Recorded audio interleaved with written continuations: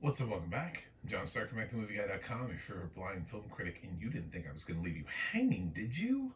Of course I'm going to review 1 Mile Chapter 2. I reviewed Chapter 1. We have to finish the series, the franchise, the book, whatever the hell this is. So Ryan Phillippe is back to fight C. Thomas Howell in what I can only assume they shot at the same time. Um, so it does have audio description. Um, so if you're excited about that, kudos. One of the reasons I watched the movie, so if they threw audio description on it. Um, I ended up going fresh on the first one because I thought for what it was, the way that it's paced, the way that it highlights Ryan Phillippe as an action actor, it kind of delivers. It's got this weird thing. Plus, it's like a 90-minute movie, so it doesn't really overstay its welcome. It's just like wham bam, thank you, man. Let's get in and out and finish it. The sequel, first of all, part two will not make a whole lot of sense to you if you haven't seen part one. I don't want to say that you can't see it because I don't want to insult anybody's intelligence. These movies are not that smart. However, it does pull a lot and reference the first film almost in its entirety. It has like flashbacks and stuff to the first film, and the plot picks up sort of where the first one left off. So spoilers if you haven't seen the first 1 Mile. I I, I, I can't. I literally cannot talk about this movie without spoiling the first one. It's impossible. It is impossible to talk about this movie without spoiling the first one. I don't know how would I even do that. Let me try it for you. Ryan Phillippe is back. Um, After the last film, and he's found himself into a situation that requires his particular set of skills, very similar to the first film, where his special skills were required. The end. I don't know. I don't know how to do it. The first film ends letting you know that C. Thomas Howell is still alive and uh, that he's clearly going to be looking for revenge. So the second film picks up. The daughter is now off at her art school making art, and she's picked up friends. She now has like a best friend, and she's flirting with this guy. His name's Justin, and he's super cute. Like they go bowling. It's amazing. It's really fun, and she's like flying home. Everything's going great for her.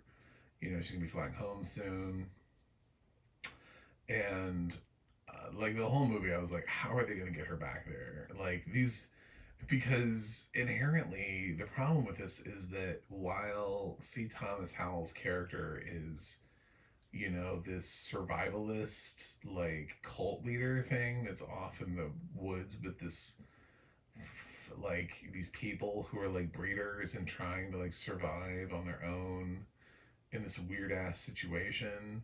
He doesn't feel like the kind of person that would travel for this, like that actually would go out into the real world. He feels like the kind of person that doesn't fit into real world scenarios. So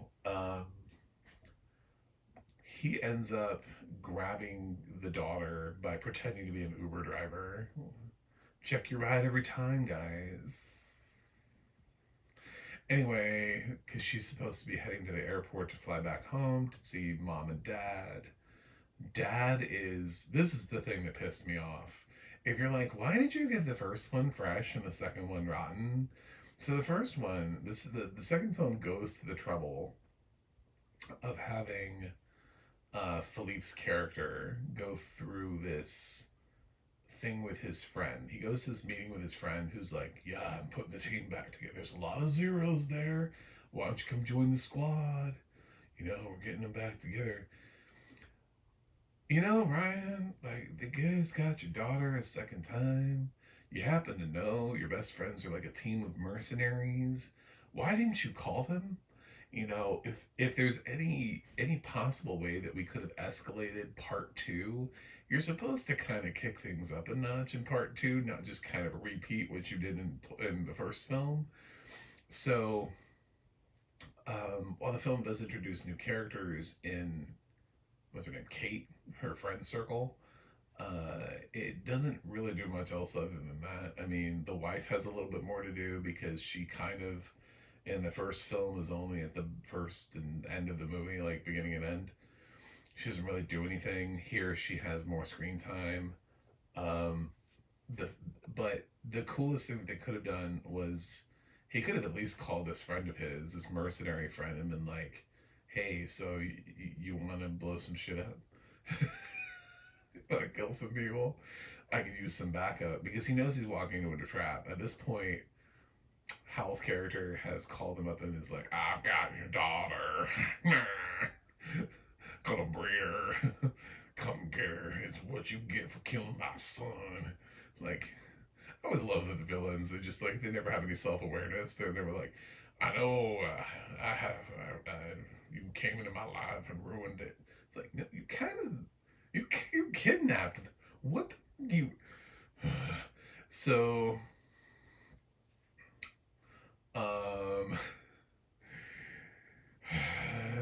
so yeah, the whole movie is basically Ryan Phillippe has to go back and do the exact same thing he did in the first movie again.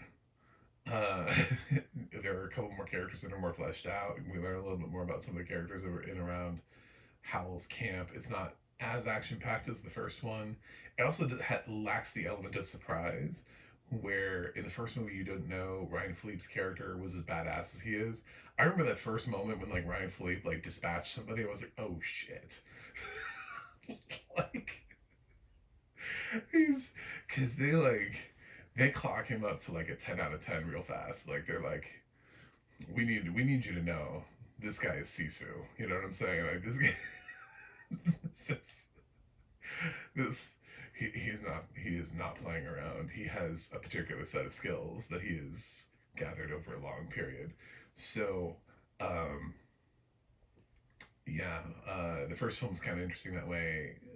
The second film is just him going into a trap that he knows is a trap, and he's trying not to trap himself in the trap. The daughter's a little bit more resourceful this time around. She's a little bit more useful that way. There's some other side characters that they introduce. I can't say that any of it is like really super terribly interesting, and I loved a lot of it. I think as far as the sequel goes, though, it is a solid sequel by following up on the first story and building on it. I mean, like, you know how sometimes they struggle to do a sequel to a film where it's like, oh, father and daughter were kidnapped in the woods, and then they're like, well, what are we going to do again? Taken did this, right? Like, Taken was this way, where they, like, people just keep getting taken in his life over and over. Like, how many people? So, sometimes you have a hard time justifying. So it's in some ways it's good that they use the same plot, like the same character, but then you also kind of see why they don't do that often because it's kind of silly. So because he wasn't willing to escalate it by Ryan Phillippe bringing along his mercenary buddy, at least the one that he talked to, if not, that mercenary buddy could have called in the squad and been like, "Yo, we're gonna help a friend out. We let's roll out." Like, and then they got suddenly see Thomas Howell's bitten off way more than he can chew, and they got like a helicopter flying in over them. I mean, it's they could have, and at least it would have given a reason for why there's a sequel instead of just like, "I got you back, haha," which is kind of what this feels like. There's not really a reason for chapter two. Chapter one kind of exists, and yes, they do kind of suggest that there could be a sequel if you wanted one. Because see, Thomas Howell's like, "Damn you, you dirty apes," at the end of the movie.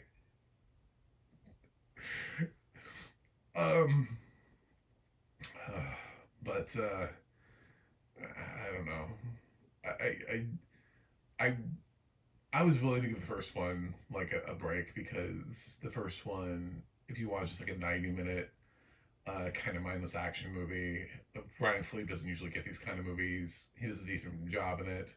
C. Thomas Howell plays a good villain. It has enough there. It has enough gas in the tank. The second one is really riding a lot off the first one, and the first one wasn't good enough to do that. It was fine. The first one was fine. I went slightly fresh. I gave it like a 6.4, 6.5, something like that. Um, so when you take away sort of the a lot of the surprise that the first one had, you end up losing enough points, and I there's just not enough here for me to say that chapter two has justified itself. So while I went fresh for the first one, I'm rotten for the second one. Also, spoilers, but I don't know how he got the wife. It's never explained. And for somebody who is like this woodsy survivalist guy, dude gets around. Like he went all the way off to, um, to the college to get the daughter, and then somehow he's just like, by the way, surprise, it's your wife. I'm like, I thought your whole vibe was that you're like in this community. Why are you traveling? So yeah, I'm gonna go. Uh, it's also I can also see the merits of why people would, if you like the first one, you like the second one, because it does feel like it picks up where the first one left off. So I'm not going. It's not like a huge rotten, but we did lose enough points. So I'm leaving it 5.7 out of 10. It's a rotten still though. Anyway, thanks for watching. Thanks for subscribing. I'll see you guys on the other side.